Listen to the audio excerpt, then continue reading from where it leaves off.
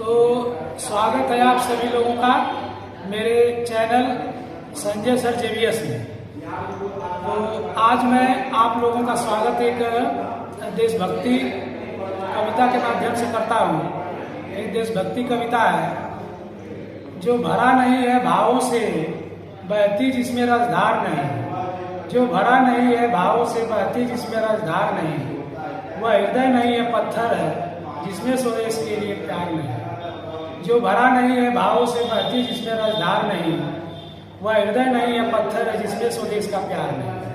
अगर आप लोगों को इसके लेखक का रचयिता का नाम पता हो तो कमेंट में जरूर कीजिएगा। तो मैं संजय सर आज का वीडियो शुरू करता हूँ। इसके पहले आप लोगों को बहुत इंपॉर्टेंट बात बताता हूँ कि हिंदी का जो शुरुआत वाला वीडियो है 1 से लेकर 20 तक का एक नंबर के जो बहुविकल्पी प्रश्न है मैं बना चुका हूँ। अगर आपने नहीं देखा हो तो मेरा चैनल सब्सक्राइब कर लीजिएगा संजय सर जेवीएस। सब्सक्राइब करेंगे तो मेरे सारे वीडियो आपको नजर आने लगेंगे और उसके बाद सब्सक्राइब करेंगे तो एक बटन घंटी वाला दिखेगा। घंटी वाले बटन को जो आप दबाएंगे तो फिर नीचे 2-3 ऑप्शन आएंगे, उसमें एक आल ऑप्शन आएगा। तो आल वाले ऑप्शन को भी दबा देंगे तो आपको मेरे जितने भी वीडियो होंगे सब वो दिखाई देने लगेंगे। अगर वो न दिखाई पड़े तो आप उसमें कहिएगा। चैनल का हैंडल मैं बता दूंगा। मेरे चैनल का हैंडल है @संजय कुमार राजभर @संजय कुमार राजभर 3360। तो इसको आप अगर सर्च करेंगे इससे तो सारे वीडियो आपको दिखाई देंगे। तो आप लोग उसको देख लीजिएगा। तो बहुत ही इम्पोर्टेंट है, समय बहुत कम है आप लोगों के लिए। तो क्या करते हैं कि वीडियो शुरू करते इधर उधर की बातें हम लोग नहीं करेंगे। तो आ जाइए हम लोग खंड ब पे हम लोग आते हैं। कल का हम लोग खंड ब हम लोग खत्म कर चुके हैं। आप देखिए वहाँ खंड ब है। खंड ब में आपके 21 नंबर क्वेश्चन। तो 21 नंबर क्वेश्चन में आप जानते हैं कि 20 नंबर तक बहुविकल्पी क्वेश्चन थे और 21 नंबर से बड़े क्वेश्चन है। देखिए क्या लिखा है, इसको पढ़िए जरा। निम्नलिखित गद्यांश पर आधारित 3 प्रश्नों के उत्तर दीजिए। कितने प्रश्नों के? 3 प्रश्नों के। तो 3 प्रश्नों के उत्तर देंगे तो कितना नंबर मिलेगा? 3 × 2 बराबर 6 नंबर। इसका मतलब तीनों क्वेश्चन का 2-2 नंबर है। समझ रहे हैं आप? वो 3 क्वेश्चन यहाँ पे है। नंबर 1 प्रस्तुत अवतरण का संदर्भ लिखिए। नंबर 2 रेखांकित अंश की व्याख्या कीजिए। नंबर 3 राम और लक्ष्मण के स्वभाव में क्या अंतर है। तो इसको आप खोजेंगे कैसे?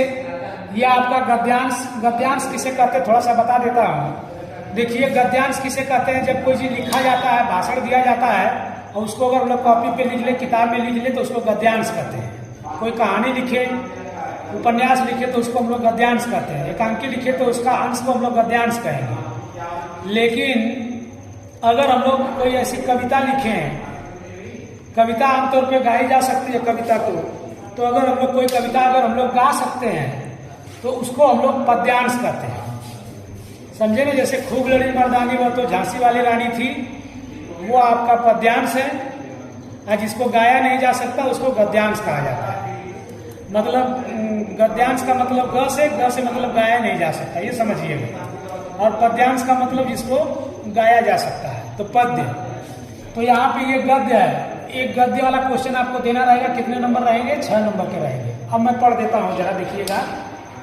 मित्रता के लिए यह आवश्यक नहीं है कि 2 मित्र एक ही प्रकार का कार्य करते हो या एक ही रुचि के हो। मतलब मित्रता के लिए आवश्यक नहीं है कि 2 जो मित्र हैं एक ही प्रकार का काम करते हो, या तो दोनों टीवी बनाते हो या दोनों खेती करते हो, दोनों अलग अलग काम भी कर सकते हैं। इसी प्रकार प्रकृति और आचरण की समानता भी आवश्यक या वांछनीय नहीं है। प्रकृति मतलब उसकी प्रकृति कैसी है? गुस्सैल प्रकृति है कि कोई जो है कि शर्मिला प्रकृति है। और आचरण उसका व्यवहार कैसा है? आचरण व्यवहार कैसा, किसी को नमस्ते वगैरह करता है कि नहीं करता है, इस तरह का आचरण में समानता। तो मित्रता मतलब जो अलग अलग व्यक्तियों में भी हो सकती है जिनका प्रकृति और आचरण समान नहीं है। इसी तरह से 2 भिन्न प्रकृति के मनुष्यों में बराबर प्रीति और मित्रता रही है। राम धीर और डाट डाट डाट मित्रता खूब निभी। देखिए ये तो मैंने शार्ट लिख दिया है, इसको मैं पेपर से पढ़ देता हूँ एक बार। तो देखिए राम धीर और शांत प्रकृति के थे। लक्ष्मण उग्र और उद्धत स्वभाव के थे। दोनों भाइयों में अत्यंत प्रगाढ़ स्नेह था। उदार तथा उच्चासय कर्ण और लोभी दुर्योधन के स्वभावों में कुछ विशेष समानता न थी, पर उन दोनों की मित्रता खूब निभी। इसमें कह रहे हैं कि एक उच्चासय और उदार कर्ण था। कर्ण बहुत उदार था, दानी था। आप लोग जानते होंगे, कहानी सुने होंगे, या तो अपने बुजुर्गों से पूछ लीजिएगा कर्ण के बारे में, कर्ण को दानी क्यों कहा जाता है। और लोभी दुर्योधन को लोभी क्यों कहा जाता है। महाभारत की कहानी आप अपने बुजुर्गों से पूछ लेंगे तो लोग जानते होंगे, या आप भी जानते होंगे, महाभारत देखा होगा आप लोगों ने। तो एक आपका उदार था, दूसरा लोभी था। दोनों में दोस्ती खूब थी, दोनों में मित्रता खूब निभी। ये तो आपका जो गद्यांश है, ये गद्यांश आप ही के पाठ्य पुस्तक हिंदी में दिया गया है। जो लड़के क्लास करने वाले होंगे, किसी कोचिंग में पढ़ने वाले होंगे, वो पढ़े होंगे। ये हिंदी आमतौर पे कोचिंग में पढ़ाई नहीं जाती है, तो इसलिए हम लोग इसको बनाना पड़ रहा है, वीडियो है ना। तो यहाँ पे क्वेश्चन देखिए क्या है। पहला क्या है, प्रस्तुत अवतरण का संदर्भ लिखिए।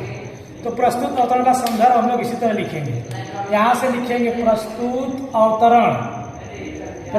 अवतरण हमारी पाठ्य पुस्तक हिंदी के मित्रता नामक पाठ से लिया गया है। यह जो अवतरण है, मित्रता नामक पाठ का एक हिस्सा उठाया गया है यहाँ पे। प्रस्तुत, एक बार फिर से रिपीट करता हूँ, प्रस्तुत अवतरण हमारी पाठ्य पुस्तक हिंदी के मित्रता नामक पाठ से लिया गया है और इसके लेखक आचार्य रामचंद्र शुक्ल है। तो इस तरह से आपको जिससे भी संदर्भ लिखना होगा जिसमें, तो संदर्भ का मतलब हो गया कि आपको पाठ का नाम लिखना है और लेखक का नाम लिखना है। समझ गए आप। इसी तरह पद्यांश में भी आपका संदर्भ हो सकता है। तो पद्यांश में आपको कविता का नाम लिखना है और अपने कवि का नाम लिखना है। ये तो हर क्वेश्चन तो आप समझ गए होंगे, इतना आप कर लेंगे। 10 में पढ़ रहे हैं तो समझदार तो होंगे ही। तो दूसरा आप समझिए, इस तरह लिख लेंगे। दूसरा क्वेश्चन, रेखांकित अंश की व्याख्या कीजिए। यहाँ से यहाँ तक का जो ये है आपका रेखांकित है, मतलब नीचे अंडरलाइन किया हुआ है। तो इसको आपको पढ़ लेना है, पढ़ के समझना है। जैसे इसी को उतार सकते हैं। मित्रता के लिए इनका लिखेंगे आप कि उपरोक्त पंक्तियों के माध्यम से लेखक यह कहना चाहता है कि मित्रता या दोस्ती के लिए यह जरूरी नहीं है, या आवश्यक लिखा उसको जरूरी नहीं है कि दोनों मित्र एक ही प्रकार का काम करते हैं। जैसे कोई व्यक्ति बढ़ई हो, कोई व्यक्ति नाऊ हो, तो दोनों मित्र हो सकते हैं, दोनों एक प्रकार का कार्य नहीं करते हैं और दोनों की रुचि एक ही हो। कोई व्यक्ति सिनेमा देखना पसंद करता है और कोई व्यक्ति मंदिर जाना पसंद करता है। तो लेखक ये बताना चाहता है कि दो मित्र समान रुचि के, असमान रुचि के भी हो सकते हैं और असमान कार्य करने वाले भी हो सकते हैं। इसी प्रकार उन मित्रों की प्रकृति और आचरण भी समान हो, यह जरूरी नहीं है दोस्ती में। देखिए, जिससे दोस्ती करना होगा तो दोस्ती पसंद आ जाती है। तो कृष्ण और सुदामा की दोस्ती आपको याद ही होगा। आप लिख सकते हैं कि जैसे कृष्ण और सुदामा की दोस्ती, कृष्ण जो है कि राजा थे जबकि सुदामा गरीब थे। दोनों की दोस्ती खूब चली। तो उपर्युक्त कथन पंक्तियों के माध्यम से, रेखांकित अवतरणों के माध्यम से लेखक यह कहना चाहता है। इसको आप अपनी भाषा में हिंदी में लिख देंगे। आप भोजपुरी ना लिखेंगे। भोजपुरी में अपने वीडियो में बहुत बोलता हूँ, लेकिन आपको मना इसलिए कर रहा हूँ क्योंकि भोजपुरी हमारी 8वीं अनुसूची में भाषा शामिल नहीं है। और जल्द ही आप लोग कोशिश करिए कि भोजपुरी में कमेंट भले कर दीजिएगा वीडियो में, भोजपुरी हमारा 8वीं अनुसूची में शामिल हो जाए। तो इस क्वेश्चन का आंसर आप रेखांकित अंश की व्याख्या कीजिए। इस तरह से लिख देंगे। और राम और लक्ष्मण के स्वभाव में क्या अंतर है। तो राम और लक्ष्मण के स्वभाव में क्या अंतर है। वो राम जो है कि धीर और शांत प्रकृति के थे, उसी में से पढ़ लीजिएगा आप। और लक्ष्मण जबकि उग्र स्वभाव के थे। एक जो है धीर और शांत थे। देखिए रामायण तो राम जो है कि ठंडे दिमाग से काम लेते हैं, और लक्ष्मण कहते हैं भैया बताइए मैं अभी इसका वध करता हूँ, आप आज्ञा दीजिए भैया। लक्ष्मण तुरंत गुस्सा जाते हैं। तो एक आदमी का स्वभाव जो है शांत है, दूसरे आदमी का स्वभाव उग्र है, लेकिन दोनों में एक तरह से दोस्ती भी है या फिर भाई का भाईचारा भी कहा जाए। राम को वनवास मिला, लक्ष्मण भी अपनी जिंदगी पूरी वनवास काट ली राम के साथ। तो ये क्वेश्चन हो गया आपका।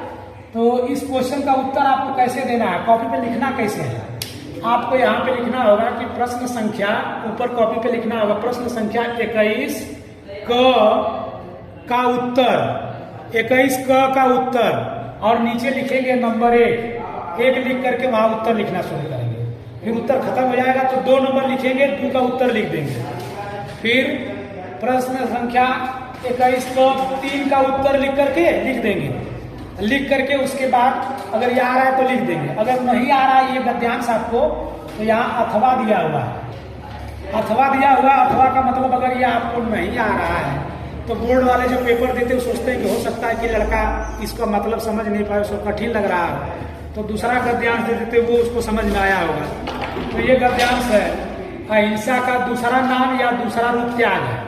डांट डांट डांट से ओतप्रोत है। बहुत लड़के, कुछ लड़के एग्जाम रूम में जो है कि बकलोल चले जाते हैं, टीचर से बार बार पूछते हैं सर जी ये भी दें, दोनों उत्तर दिया ही, तो टीचर कहते हैं अरे यार पता नहीं कहाँ से आ गए परीक्षा देने के लिए। तो आप लोग अगर मेरा वीडियो देखे होंगे तो आप लोगों को ऐसा खतरनाक भाषा का सामना नहीं करना पड़ेगा। आप या तो ऊपर वाला गद्यांश आ रहा है तो उसका उत्तर दीजिए, नहीं तो नीचे वाला गद्यांश अहिंसा वाला डाट डाट डाट और उससे ओतप्रोत है। इसमें भी 3 प्रश्न होंगे, 1 2 3। ये आ रहा है आपको तो इसको दीजिए, वो आ रहा है तो उसको दीजिए, और दे करके आगे बढ़ जाएंगे। अब इसके बाद हम लोग इसको लिखे नहीं है क्योंकि समय की कमी है, आप लोग समझदार हैं, इतने बेवकूफ़ है नहीं। उत्तर प्रदेश के लोग जो प्रधानमंत्री बनने वाले राज्य में सबसे ज़्यादा प्रधानमंत्री बनने वाले उत्तर प्रदेश के लोग ही हैं, समझ रहे हैं आप लोग। जवाहरलाल नेहरू उत्तर प्रदेश के वासी थे, अभी हमारे जो वर्तमान प्रधानमंत्री वो भी हमारे उत्तर प्रदेश के ही हैं।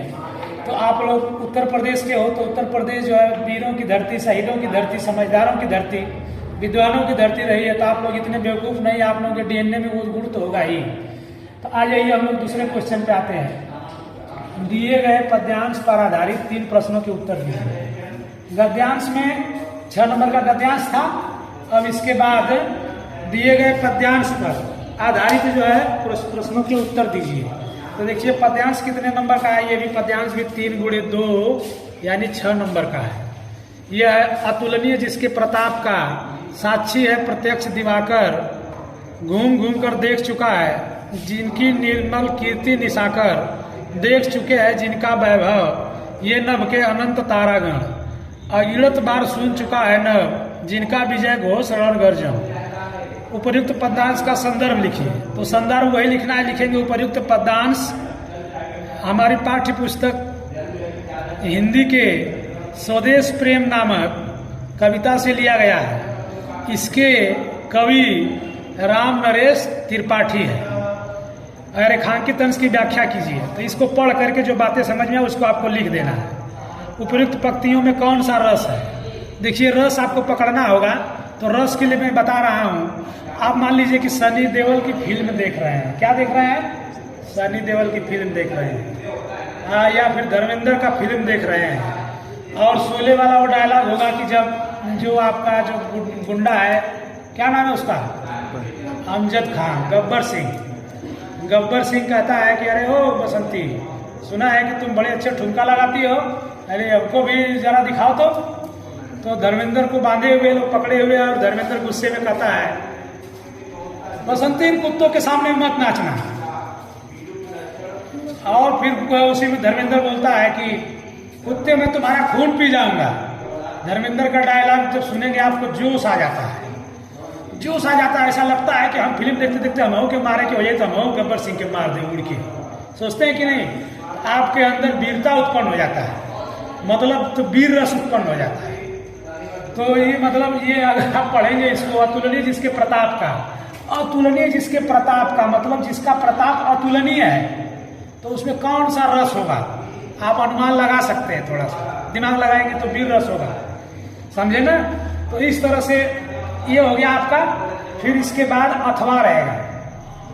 अथवा अथवा में है तुम्हारा उधो मोहि ब्रज विसरत नहीं, उधो मोहि ब्रज विसरत नहीं, डाट डाट डाट जिनसो हित जदु तात। अब इसमें भी 3 क्वेश्चन होंगे, 1 2 3। आप तीनों का उत्तर देंगे, आप ऊपर वाले का पद्यांश करिए चाहे नीचे वाले पद्यांश का दीजिए।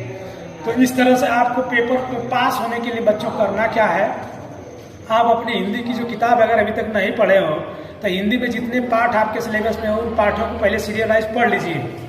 समझ में आए चाहे नहीं आए बस पढ़ लीजिए। जैसे फिल्म समझ में नहीं आए चाहे देख लेते हैं तो समझ में आ जाता है कुछ ना कुछ, उसी तरह पद्यांश या गद्यांश को पढ़ डालिए। अब पढ़ डालिए, उसको पढ़ेंगे तो आपके दिमाग में फट से आ जाएगा कि कौन सा लेखक है, कौन सा कवि है, कहाँ से लिया गया है, ये आपको कर देना है। बहुत कठिन नहीं है, तो इतना आपको ध्यान रखना है। तो ये 6 नंबर आप 12 नंबर पा जाएंगे।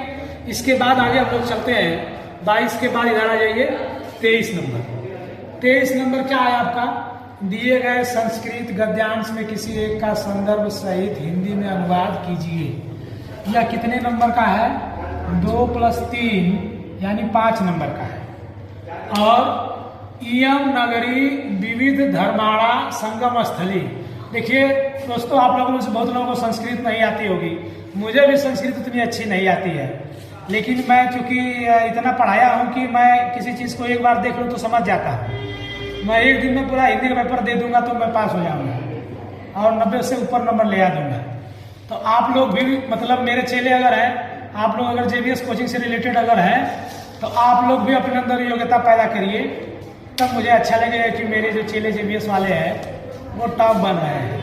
इसमें जिस भी कोचिंग से पढ़ने वाले या जिस भी संस्था विद्यालय में पढ़ने वाले लड़के देख रहे हैं वो घबराए नहीं, वो इसी तरह करते रहे। देखिए इयम नगरी विविध धर्माणा संगम स्थली। देखिए संगम स्थली, इयम माने ये, नगरी माने नगर, विविध माने भिन्न भिन्न, धर्माणा माने धर्म।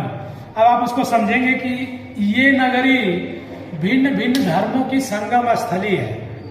तो आपको संदर्भ सहित मतलब संदर्भ लिखना है कि यह जो संस्कृत गद्यांश है हमारी पाठ्य पुस्तक के इस पाठ से लिया गया है, तो संदर्भ हो गया। हिंदी में अनुवाद करिए तो उसका 3 नंबर मिलेगा। देखिए 2 + 3 लिखा है तो 2 नंबर संदर्भ का और 3 नंबर अनुवाद का, तो 3 नंबर अनुवाद का यानी 5 नंबर आपको मिल जाएगा। इसमें अथवा भी दिया हुआ है, अगर ये वाला आपको नया है तो दूसरा वाला कर लीजिएगा, यहाँ मैंने डाट डाट करके छोड़ दिया है। तो इसके बाद 23 नंबर आपका खत्म हो जाएगा। इसके बाद आपका 24 नंबर शुरू होता है। 24 नंबर क्वेश्चन क्या है, पढ़िए जरा आप लोग। दिए गए संस्कृत पद्यांश में से किसी एक का संदर्भ सहित हिंदी में अनुवाद कीजिए। एक गद्यांश का अनुवाद करना था और ये किसका अनुवाद करना है, पद्यांश का। ये कोई कविता दोहा होती है 2 लाइन 3 लाइन की संस्कृत में, उसका आपको हिंदी में अनुवाद कर देना है। जैसे मंत्र है आपका ओम भूर्भुवः स्वः तत्सवितुर्वरेण्यं भर्गो देवस्य धीमहि धियो यो न प्रचोदयात्, तो उसका अर्थ बहुत लोग नहीं जानते हैं, उसको हिंदी में लिखना होगा तो क्या लिखेंगे, उसी तरह हिंदी में आपको लिख देना है। यहाँ का नंबर यहाँ 2 + 3 देखिए 5, आप समझ गए होंगे, अथवा में रहेगा फिर, तो इसमें से आप 24 नंबर भी आपका पूरा हो जाएगा। 24 के बाद आपका 25 नंबर। 25 नंबर ये है आपका, अपने पठित खंड काव्य के आधार पर निम्नलिखित प्रश्नों में से किसी एक प्रश्न का उत्तर दीजिए। 1 × 3। इसमें देखिए क क्वेश्चन रहेंगे, क में 1 2 और ख रहेंगे, ख में भी 1 2। इसी तरह ग घ अंग च छ ज झ तक क्वेश्चन रहेंगे। समझ रहे हैं, क क्वेश्चन रहेंगे। तो कितने लड़के जो है जब पेपर नहीं देखे होते घबरा जाते कि इतना क्वेश्चन के हम दें, केकर उत्तर दें। आपको घबराना नहीं है। हर जिले में सरकार ने निर्देश दिया है कि किसी जिले में क वाले का, किसी जिले के लड़के क वाले का उत्तर देंगे, किसी जिले के लड़के ख वाले का उत्तर देंगे, किसी जिले के लड़के ग वाले का उत्तर देंगे। हम लोग गाजीपुर से बिलोंग करते हैं, तो हम लोग गाजीपुर में किसका उत्तर देंगे, कौन सा खंड काव्य है, मुक्ति दूत है। देखिए मेरा एक शिष्य है, वो वीडियो बना रहा है, मेरा कैमरामैन की तरह काम कर रहा है आप लोगों के लिए, और वो मुक्ति दूत बताया। तो गाजीपुर के जो लड़के होंगे वो मुक्ति दूत, मतलब मुक्ति दूत में एक महात्मा गांधी का चरित्र चित्रण है और एक चतुर्थ सर्ग का क्या है, चतुर्थ सर्ग की कथा लिखी। तो इस तरह दोनों में से एक क्वेश्चन आपको उत्तर दे देना, 3 नंबर आपको मिल जाएंगे। तो अब आ जाइए आगे, हम लोग चलते 25 के बाद 26। देखिए आप कह देंगे ख ग छोड़ देंगे, और आपके अपने जिले में पता कर लीजिएगा, आज आजमगढ़ या फिर मऊ या फिर लखनऊ किसी जिले के आप हो तो अपने जिले में पूछ लीजिएगा सर हमारे जिले में कौन सा खंड काव्य पढ़ाया जाता है। ठीक है, तो हम लोग आगे बढ़ते हैं। 26 नंबर है कि जीवन परिचय दीजिए। एक जीवन परिचय दीजिए, और जीवन परिचय दीजिए और उनका एक प्रमुख रचना का नाम बताइए। एक प्रमुख रचना लिखिए। तो किसी लेखक या कवि का जीवन परिचय देना रहेगा, और उसके लिए आपको कितने नंबर है? जीवन परिचय का 3 नंबर, और उसके द्वारा लिखी हुई किताब का नाम बताने पे 2 नंबर, 3 2 5 नंबर। तो आपको 5 नंबर मिल जाएगा। तो जीवन परिचय क्या है? कहानी है, जैसे आचार्य राम शुक्ल कहाँ पैदा हुए, उनके मम्मी पापा का नाम क्या था, वो पढ़ाई लिखाई कैसे किए, कौन कौन सी किताब लिखे, उपन्यास लिखे कि एकांकी लिखे कि निबंध लिखे। अब उसके बारे में वही लिख देना है, आपको टिक करके याद कर लेना है, याद करके लिख देना है। और उसके उनकी प्रमुख रचना निम्नलिखित है। जैसे मुंशी प्रेमचंद का आ गया तो लिख देंगे कि गोदान उनकी प्रमुख रचना है। तो इस तरह से इसमें आपको 3 ऑप्शन रहेंगे, 1 2 3। जैसे आचार्य रामचंद्र शुक्ल, डॉक्टर राजेंद्र प्रसाद, जयशंकर प्रसाद। तो इसमें से सभी में से आपको सभी का तो देना नहीं है, किसी आप 3-4 अगर याद किए रहेंगे तो 1 तो आपका आ ही जाएगा, और आपको 5 नंबर पक्का मिल जाएगा, आप लिख देंगे। इसके बाद है एक श्लोक आएगा, एक श्लोक होगा जिसका कि संस्कृत में उत्तर देना रहेगा। क्या ये इसका एक श्लोक रहेगा, उसका उत्तर जो है कि आपको क्या करना है, क्या नंबर है ये? 27 नंबर। 27 नंबर क्वेश्चन आपका है कि 27 नंबर आपका प्रश्न क्या है? अपनी पाठ्य पुस्तक में से कंठस्थ एक कोई श्लोक लिखिए। अपनी पाठ्य पुस्तक में से कंठस्थ एक कोई श्लोक लिखिए जो इस प्रश्न पत्र में ना आया। तो आपको बहुत सा श्लोक आपकी किताब में होगा, उसमें से 4-5 श्लोक याद कर लेंगे। अगर वो याद किया हुआ श्लोक अगर आपके पेपर में आ गया तो उसको आपको नहीं लिखना है। आप जो याद किए वो पेपर में नहीं आया उसको आपको लिख देना है। श्लोक आमतौर पर 2 लाइन का होगा, 2 पंक्ति का होगा, 2 नंबर का, 2 लाइन का होगा। तो 2 लाइन आप याद कर लेंगे तो 2 नंबर आपको मिल जाएंगे। तो यहाँ तक आपको वीडियो देखने में मजा आ रहा है कि नहीं आ रहा है? मजा आ रहा है तो फिर आगे बढ़ते हैं हम लोग। 2 प्रश्नों के, इसके बाद का क्वेश्चन है 2 प्रश्नों के उत्तर संस्कृत में दीजिए। 2 प्रश्नों के उत्तर आप संस्कृत में दीजिए। आपको उत्तर किस भाषा में लिखना है? संस्कृत भाषा में। और क्या क्वेश्चन रहेंगे? 1 2 3 4 क्वेश्चन रहेंगे। 4 क्वेश्चन रहेंगे, 4 में से कोई 2 ठो का उत्तर आपको संस्कृत में दे देना है जो आपको आता हो। इसके बाद इसका भी नंबर आपका कितना होता है? इसका नंबर होता है 4 नंबर होता है। 2 दूनी 4 यानी 4 नंबर का ये हो गया आपका। इसके बाद हम लोग एकदम लास्ट में आते हैं 29 नंबर। 29 नंबर होता है कि निम्नलिखित में से किसी एक विषय पर निबंध लिखिए। कौन विषय दिए होंगे? 1 दिया होगा, 2 3 4 5 दिया होगा। जैसे पहला विषय है भारत में आतंकवाद, कारण और निवारण। तो आतंकवाद के बारे में भारत के आप निवासी होंगे तो जानते ही होंगे। आतंकवाद का कारण क्या है, आतंकवाद का निवारण कैसे किया जाता है। और यह नंबर कितना है? 9 नंबर है। तो कम से कम 2 पेज 3 पेज आप लिख सकते हैं। इसको लिखेंगे कैसे? जब उसके बारे में कुछ पढ़े रहेंगे पहले से तब। तो आप निबंध जरूर पढ़िए, क्योंकि निबंध 9 नंबर का होता है। निबंध आप पढ़िए, कम से कम 4-5 निबंध पढ़ के जाइए, पूरा याद मत करिए, पढ़ करके जाइए, उसको समझ के जाइए। और कुछ बातें निबंध में जो लिखी हुई उसको लिखना है, कुछ बातें अपने से मिला के भी लिख सकते हैं। लिख देंगे तो निबंध का मतलब होता है निबंध, मतलब बंध माने बंधन, और निबंध मतलब जिसमें कोई बंधन न हो। उस निबंध में आप गाना भी लिख सकते हैं, पद्यांश भी लिख सकते हैं, गद्यांश भी लिख सकते हैं। अब जो है कि बहुत इंपॉर्टेंट बात आपको बताने वाला हूँ। ये सिलेबस आपका जो आपको प्रवेश पत्र मिला, प्रवेश पत्र में तिथि क्या है इसको याद कर लीजिए। हिंदी आपका 22 तारीख को है, हिंदी का पेपर 22 को है। गणित का पेपर आपका 27 को है, और विज्ञान का पेपर आपको 29 फरवरी को है। अंग्रेजी का पेपर आपका 4 मार्च को है, और चित्रकला का पेपर आपका 6 मार्च को है, और सामाजिक विज्ञान का आपका 7 मार्च को है। तो ये हो गया टोटल।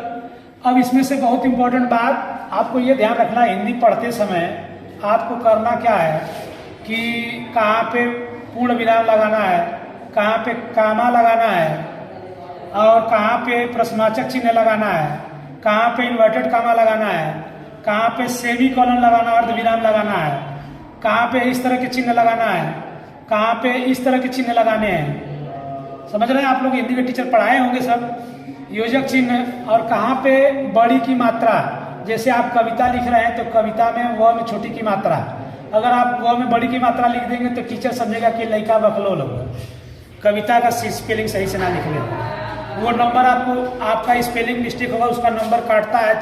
चार स्पेलिंग मिस्टेक होगा तो संभवतः एक नंबर कट जाते हैं। तो आपको बड़ी की मात्रा, छोटी की मात्रा, ये सब चीज़ें ध्यान में रखनी है। तो दोस्तों बस यहाँ हम लोग वीडियो को थोड़ा ख़त्म करना चाहेंगे। तो ये मैं आपको बताना चाह रहा हूँ कि अगर आपको वीडियो पसंद आया हो, आप अगर उत्तर प्रदेश के निवासी हो तो उत्तर प्रदेश के निवासी हो तो मैं भी उत्तर प्रदेश का हूँ, मेरे इस वीडियो को लाइक कर दीजिए, क्योंकि लाइक करने से आपका कुछ जाएगा नहीं। लाइक करने से मुझे एक मोटिवेशन मिलेगा कि मैंने जो इतना मेहनत किया है, लड़के उसको पसंद किए हैं, लड़कों का भला हो रहा है। तो आप उसको लाइक कर दीजिए। और अगर आपको अच्छा लगता हो मेरी पढ़ाई तो आप सब्सक्राइब भी कर दीजिए। मैंने मैथ का भी पढ़ाया हुआ है, अंग्रेजी नहीं पढ़ाया है, केवल मैथ पढ़ाया, सामाजिक विज्ञान भी पढ़ाया हुआ है। सब्सक्राइब कर दीजिए। और दूसरी चीज़ें, अगर आपके कोई दोस्त हो जो कि 10 में पढ़ते हो तो आप उस दोस्त के पास मेरे वाले इस वीडियो का लिंक शेयर कर दीजिए, और लिंक शेयर करके उनसे कह दीजिए, उनसे भी आग्रह करिए कि ये संजय सर JBS का चैनल है, इसको लाइक कर दीजिए, सब्सक्राइब कर दीजिए। और सबसे अच्छा अगर हो, लास्ट में अगर आपको वीडियो अच्छा लगा हो तो एक कमेंट कर दीजिएगा। विदा लेता हूँ स्टूडेंट्स, मैं आज के वीडियो में यहीं पर, मुझे एक जगह जरूरी जाना भी है। लंबा वीडियो मैं चाहता तो बना सकता हूँ, लेकिन मुझे एक जगह जाना भी है। तो बहुत बहुत धन्यवाद आप लोगों को अंत तक देखने के लिए। जय हिंद, जय भारत।